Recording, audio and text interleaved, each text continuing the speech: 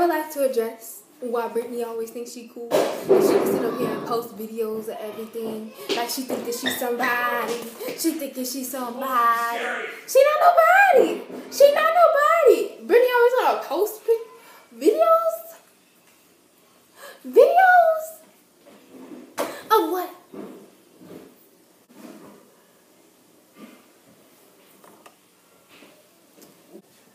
That's the kind of stuff I'm talking about. Like, she didn't even defend herself. She just took the drink and left.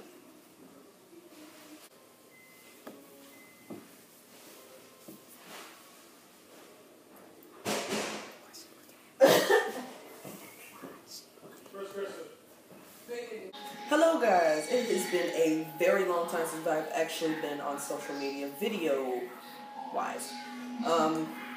Been a long time since I've posted any spoken word, any covers, anything like that, because I've actually been pretty busy.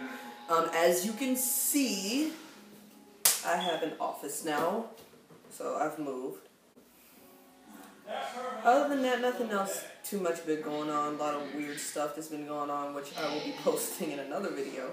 But I just really wanted to make this video because I am sick and tired of going through my news feed and seeing people getting maced by the police, somebody dying in a jail cell, and you know damn well that the freaking police did it, and there possibly won't be any justice, and people arguing back and forth, sharing racial slurs, things like that, instead of actually sharing something a little bit happier. We've been knowing this is going on for the longest. I don't understand why everybody is acting like this is new, and acting like just because you take a Confederate flag down that that's going to prevent people from being racist. So, now, the real reason that I'm actually here, because I do not want to talk about any of that. As much as I could just continue to ramble on, I really want to save myself the heartache from this. As you already know, I work at a retail store and I work music.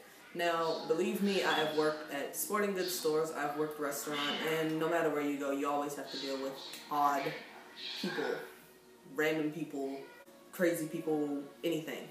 So, for the past few months, going into like January-ish, I have had like a few encounters that have been pretty, I'll say, interesting to actually share, that people might laugh at, so I thought it would be a good idea to share those. One of the times that I'm actually going to share is around January, like wintertime, something like that. I had a guy that he calls into the store. Now this guy, what is the most creepiest thing about him is he knows who I am, but I have no freaking idea who he is. The first thing that comes to mind with this type of thing is when somebody knows you and you don't know them. Then you're kind of like, oh, okay, well, one of my friends messed with me. But no, I really don't have any guy friends currently, so I really don't know who this guy is. Every time he calls, it's always some sort of thing that I gotta help him out with. When I pick up the phone, it's always something like, you know, I pick up the phone. Thanks for calling, this is Brittany speaking. He's always like, oh yeah, I need help finding this thing. Looking for a specific item to help me with my musical experience. Hey sir, well, what do you need help with? What you looking for? You know what? What's the name on the order? What's your name, sir, so I can help you out more efficiently? You know, regular retail questions. And I always get this same reply. You know who this is. It's your boyfriend. I got like the biggest crush on you. You the only girl that work over there in guitars. That black lady that working guitars with the purple mohawk. And I'm on the phone like, oh crap, he knows who I am. This isn't cool. I don't even know who this guy is talking to me. I am, besides the fact of me being the only girl on the sales floor, which can be an advantage or it can be a disadvantage. In this case, I already know, this is a disadvantage. So, I kind of talk with him on the phone, help him out whatever he needs, and then he tells me, I tell you who I am, introduce myself when I come in. So now I'm living in fear because I don't know who this man is. I could have helped him yesterday, and he knows me, and he's calling about me. This is creepy. So after a little while, I kind of disappeared, faded away. I didn't have too much to actually think about, and I kind of forgot about the guy. So tell me why yesterday I was at work, pretty slow, It was a Sunday. I guess the weather was kind of perfect for people to be outside, or they just had better stuff to do. Nothing too much was really going on at work. So there's a guy in there, and he's being helped out by another associate. So I was like, oh, well, let me go over and get some work done over here since there's nothing going on, and put some stock out, whatever. So he turns out to actually come over there, which happens a lot, so it wasn't too much of a red flag. And when I was showing him the instrument cables, he was like, oh yeah, I want to see, because can I get this instrument cable cheaper? And I was like, oh, I can see if I can price match it. So automatically when I come over with him, I'm like standing next to him. He's probably a tad bit shorter than me. He was about like 43-ish, had like cornrows, you know, one of those people that still ain't came out of their 20s and they still think that they're your age. And he's wearing like one of those grandpa hats that have, looks like it's supposed to have a freaking feather on the side, a red feather. And then this whole suit's kind of matching, but it wasn't a suit. It was like one of those summer windy blow-throughy things. I'm talking to him about the cables. I'm standing there looking at him. And he's giving me like this weird, not like I'm checking out your whole body, but I'm definitely interested type of look. First thing he tells me that's outside of having to talk about music is, what you got in your hair? Is it, you got a perm in there or something?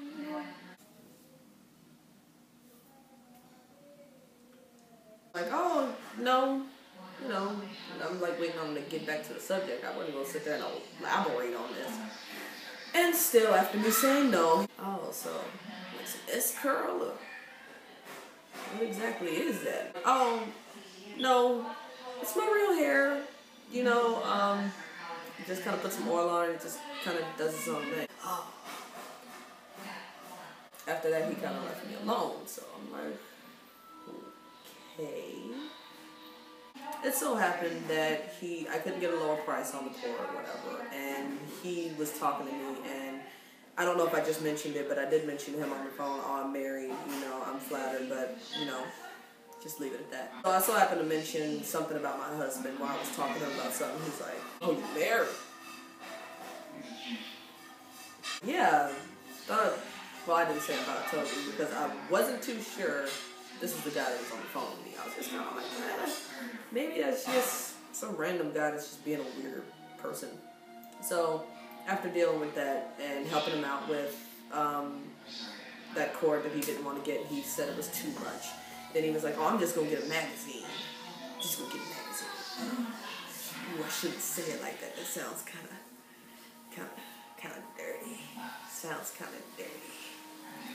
Like, haha, I just kind of laughed it off, you know. Meanwhile, like, another customer kind of comes up, and I said, oh, just give me a second, sir, I'll be right with you. But he's kind of like eyeballing this dude, like, hey, man, it's kind of crazy, you better watch out. So after he bought his magazine and whatnot, then he was like, oh, yeah, you know, I know you know me, because I had to ask him his name for, like, his information on screen.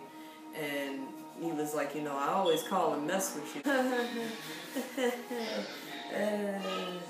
Okay, your total is, he left out. When he was leaving out, and I was like, oh, well, no. I was like, I don't know. I'm like, I almost thought you were that guy that calls in and you tell me, oh, this your boyfriend. That's what I thought you were. Yeah, that's me sometimes. I be kind of lonely when I'm driving my trucks. Come on, for crying out loud, that's like some horror movie crap. You called me while you're truck driving because you're lonely. Creepy rule number 1. Stay away from guys that are driving trucks that say they're lonely, that call your store just to talk to you, because I swear to you, it seems like he only talks to me. Secondly, you would think that the madness was over after the case that he said what he said, and then after that I kind of talked to the other customer. He's like, man, that's just crazy, man. People have to have a certain level of respect, man. I've heard worse, which I have. Way worse. The thing is, you'd be surprised what kind of dirty jokes can come up with frickin' guitar strings.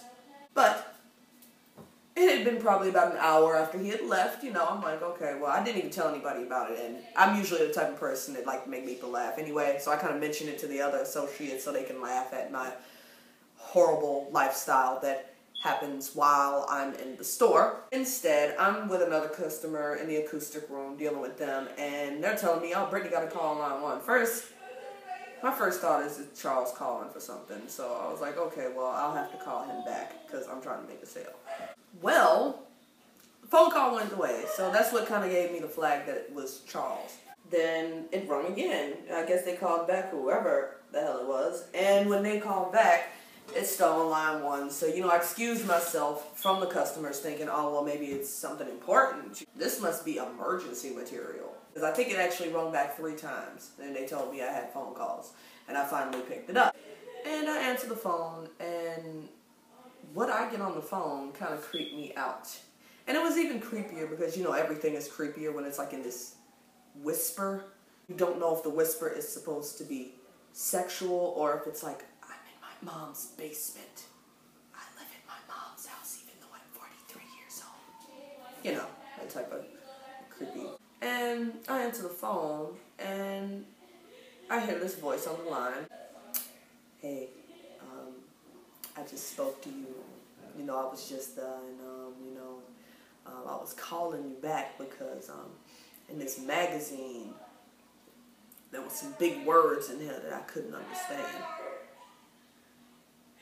Meanwhile, I'm trying to figure out exactly what type of words are in a music magazine that you can't understand. Maybe notes, maybe words, maybe complicated guitar crap. Big words like Stratocaster and Telecaster and guitar. Stuff like that. I'm like, you're kidding, right? I seriously said that on the phone. I was like, you're kidding, right? And I kind of laugh. Because, it's kind of awkward when you actually speak your mind in retail. You can lose your job and crap like that. He's like, no, I always be playing with you. Like, this man is seriously talking on the phone with me like we together. We not together. I don't even know you. You don't even know me. You just know me because you see me. That's it. Then he tells me, oh, well, I know you married and stuff, but if you ever need somebody to take you out to McDonald's or something, you should call me. You got my information in the system. You know my number. You know my name. Just let me know. Just let me know. Really? Really? So, yeah, that's basically what happened on the phone call. So I'm like seriously sitting there like, so then I can't really say anything like, sir, I'm going to have to ask you to stop calling or something crazy because I'm in the room with a whole bunch of customers and the last thing I need is a customer lying to my manager and saying that I'm having a personal phone call when it's just a customer that has a major crush on me or something, which I have no clue why. And then he gets off the phone. Well, before he gets off the phone, I'm like, okay, well, I'm with some customers, so I'll talk to you later. And then he's all like, all right, okay, all right, okay, bye-bye. And that's basically the whole story that I wanted to share. And believe me, there are plenty more. Being the only girl on the sales floor at a music store because I guess it's foreign for a girl to play guitar, period, and I guess that's like a worldly thing, so that's something I kind of have to deal with sometimes, that and drunk customers. But other than that, I think I want to start doing this more often. This is kind of fun, but it's just kind of odd to be talking to people and they're not physically there. Although I do that all the time already, being that I'm a writer and stuff, so it's kind of like I have 10 people living in my head anyway. I will be posting another video talking about some more things that maybe you'll want to hear about, but just subscribe, comment, read The Angel Keeper on Wattpad. My pen name on Wattpad is BB Austin. I actually have quite a few books on there. I have The Mirror Game, I have The Angel Keeper, I have Interview with Samuel, I have Green Fever, and so far Angel Keeper is still in the top ranking for those. Currently, right now, I haven't been writing anymore on The Angel Keeper because I have a lot more going on with it that I'm like rewriting and editing and editing and editing. It's just an ongoing process. But like, share, subscribe. Hope you guys enjoyed it.